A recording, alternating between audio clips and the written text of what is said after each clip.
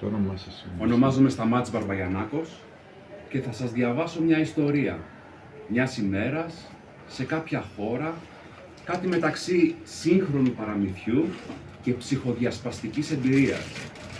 Λέει λοιπόν πως μόλις ξυπνήσω το πρωί, επιλέγω αν θα είμαι άντρας ή γυναίκα την υπόλοιπη μέρα. Είναι γιατί κάποιες φορές έρχεται στον ύπνο μου μια κοπέλα από αυτές που ομορφαίνουν τα πτώματα και με βάφει γυναίκα.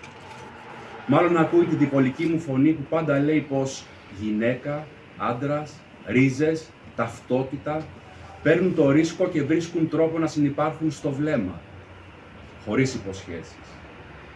Και βγαίνω εκεί έξω στην πραγματικότητά τους, στον καθημερινό πόλεμο με μόνες μου σφαίρες, τους στίχους μου και μουσική. Περπατάω, τραγουδάω, πυροβολώντας τα καλοκαίρια τους, ματώνοντας και σαν θύμα και σαν θήτης. Και γλιτώνω πάντα γράφοντας το παράπονό μου ανορθόγραφα.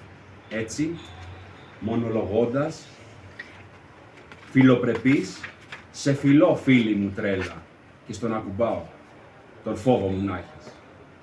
Και αφού ανταλλάξω DNA με τους ανθρώπους μου, με τους ανθρώπους που αγαπώ και γυρίσω στο κλουβί μου, είμαι σίγουρος πλέον πως με φοβούνται. Λες και το αλυσοπρίωνό μου έχει βενζίνη. Με έχουν έγνοια.